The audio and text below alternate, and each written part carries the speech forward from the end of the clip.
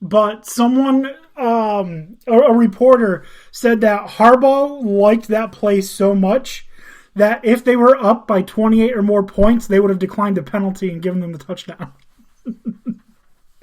So that would have been hilarious for them to have declined that penalty and given the big man the touchdown. It's crazy. But yeah, I would have been happy to see it because that is a feat that if any lineman's going to pull that off, you know what? Even if the game's close, you should just be like, you know what? You deserve it. Yup. Yup. Anyways, like I said, Dolphins 22-10 over the Ravens.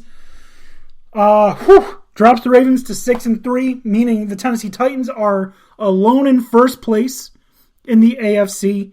They're the number 1 seed.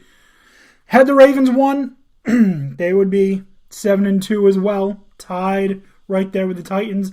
But for now, the quote-unquote pretender, maybe quote-unquote contender, we were up in the air on them early in the year. We went back last week. They're contenders. Ravens looked very pretenderish to me this past game. So we'll have to see how this plays out for the rest of the year. But they looked like pretenders big time. The Ravens are giving me hints of Pittsburgh last year. They just look really solid strong, and then playoffs come, and they look and then terrible. They just start tailing off, and they just start getting exposed. I'm just saying that's the vibe I'm getting from them. That could change. Lamar is somebody that's you're either getting greatness or you're getting average.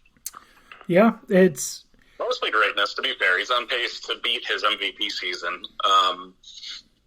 This game notwithstanding. And to their credit, they have probably like the most guys on IR of any team. It's pretty crazy when you look at who they have that's on injured reserve. Not, beyond just their starting like 3 running backs. They're 2 corners and a safety. Yeah, so it'll be real interesting if any of those guys can come back by the end of the season, and then obviously going forward they'll have some real decisions to make. If their going for backups can step up as they have, then you might be letting some guys go, re-signing some other guys, and they might be really strong next year versus this year, and just getting kind of derailed. Yeah, Hollywood Brown didn't look all that good. Rashad Bateman was the leading receiver. Hollywood Brown has been a very good player all season. He just didn't really help Lamar out enough. Devin Duvernay, he's like showing hints of coming on very strong, being a solid number 2 receiver, but then also he's had moments where he's just completely been missing. And I want to see more consistency out of Duvernay because I really like him and I think he could be great. But in order to be great, you have to be consistent, and that's what's lacking from his game right now. I think the best way to sum up the game is it was a very poor effort by Baltimore, and it was possibly the best effort we've seen out of the Dolphins this year. Possibly. All right, speaking of good effort, the Dallas Cowboys faced off against the Atlanta Falcons. And let me tell you, it was not fucking pretty. The corners in this game went berserk. Just fucking crazy. First off, you had a blocked punt by a linebacker, recovered by rookie Nashawn Wright for a touchdown. That's a corner. You had Jordan Lewis, Anthony Brown, and Trevon Diggs all come away with an interception. So all 4 corners that saw significant, quote-unquote, significant playing time had a turnover. Fucking crazy. Especially because Jordan Lewis is more known as a hitter and a tackler, not so much a coverage guy. I wish he was bigger, could play linebacker, because we're, a little thin. We need Micah Parsons to play defensive end with Randy Gregory and DeMarcus Lawrence out. It didn't look like we needed it because Basham just fucked up the Falcons' offensive line. Parsons is a beast. Cowboys win 43-3, and Wayne Gallman rushed for 55 yards. I 100% expected the Falcons to run all over the Cowboys because the Cowboys' run defense has been so bad this year. But the Cowboys dominated literally every facet of the game. Offense, defense, special teams. And the score shows Matt Ryan, 117 yards, 2 interceptions. Dak Prescott, 296 yards, 2 touchdowns. Wayne Gallman, 15 carries for 55 yards. Tony Pollard, 11 carries, 42 yards. Kyle Pitts, leading receiver, 4 receptions, 60 yards. CeeDee Lamb, 6 catches, 94 yards, 2 touchdowns. Man, it's just, it was insane watching 3/4 of this game and then hearing, I don't remember who it was, that CBS or Fox or whatever station it was on had their studio person come on and basically say, not basically, he said, even though the Falcons just recovered a fumble, we are going to switch over to a competitive game. Like, yeah, well, it wasn't a competitive game, and I don't think that the Falcons are a really good team top to bottom. I think they've got a lot of work to do going forward.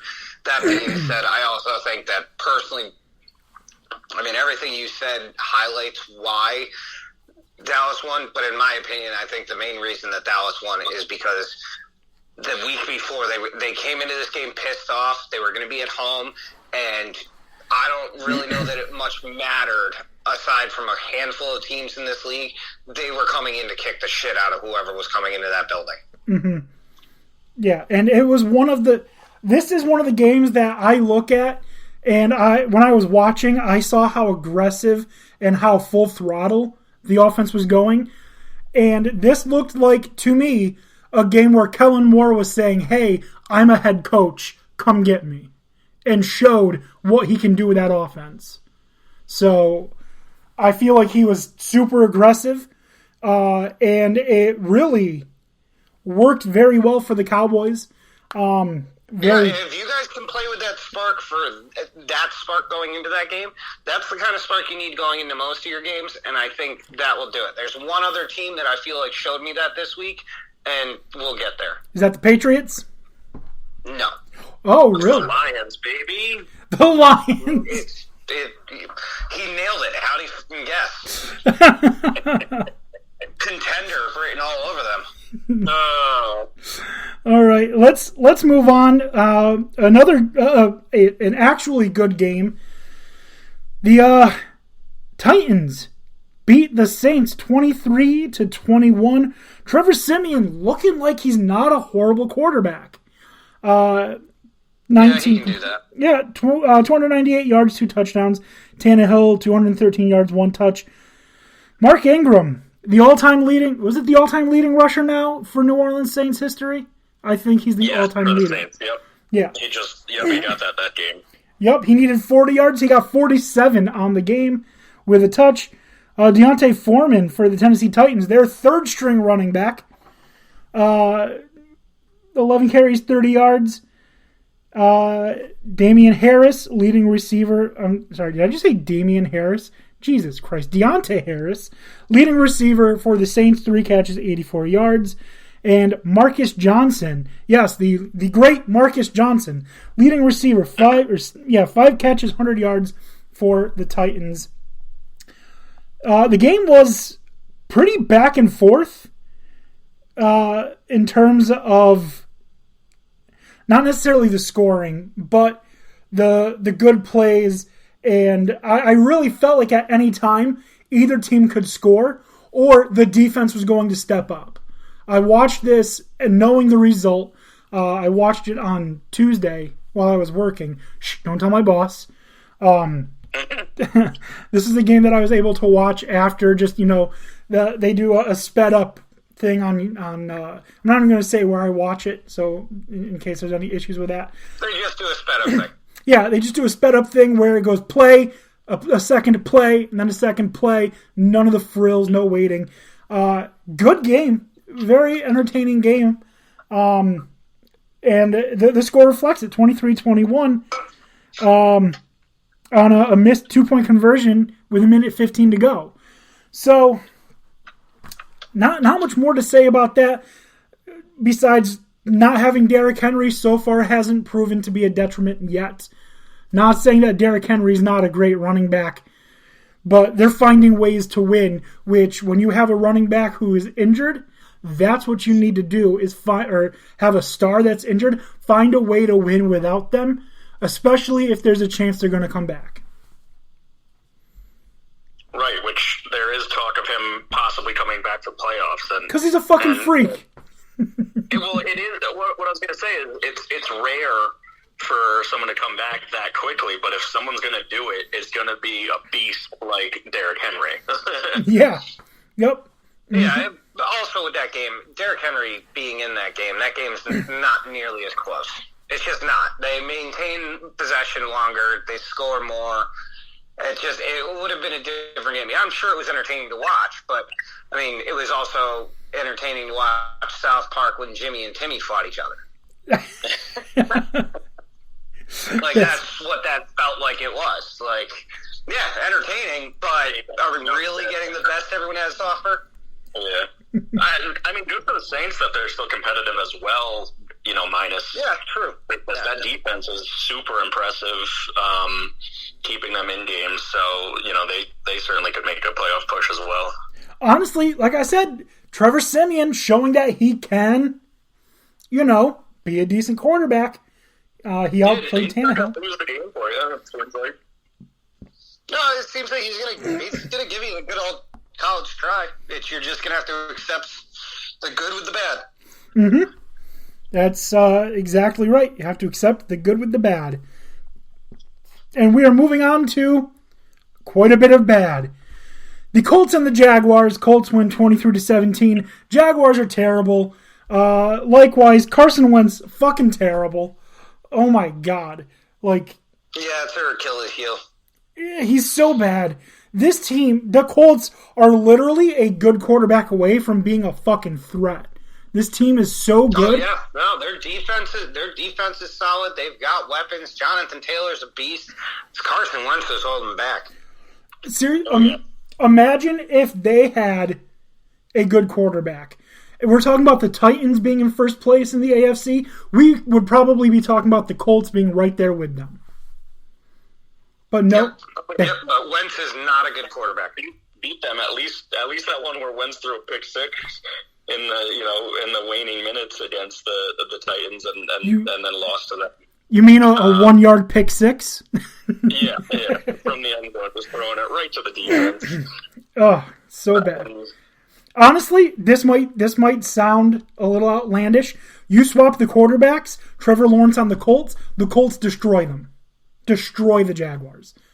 I would rather have Trevor Lawrence as my quarterback than Carson Wentz. Yeah. Yeah, I mean, technically, if you look at the stat line, Carson Wentz played better, but look at what he has versus what Trevor Lawrence has. I mean, yeah, no, I mean that's an interesting argument, but I can't disagree with it either. Yeah, Michael Pittman's a beast. Jonathan Taylor is, forcing defenses to keep a huge eye on the run, and Wentz is barely able to beat them. You know what, though? Arnold, the tight end Arnold, looking like he might be a very good tight end. Not well talked about before the season started. It feels like he was doing great with Darnold, and then they traded him for some stupid reason. Yeah, that was the dumbest trade. Oh, you're our quarterback's second favorite target. Let's trade it away. And now he's playing well for the Jaguars. He's a name I think that maybe we should look out for in the future. Not saying he's going to be Mark Andrews or Darren Waller or Travis Kelce or anything, but some names of some tight ends that are really, putting themselves out there. Dalton Schultz for the Cowboys has risen. Evan Ingram seemed to have stepped up this year. And I think Arnold is a guy that we need to start to pay attention to because he looks like he could be a very good, if not great, safety blanket for any quarterback that needs a check down.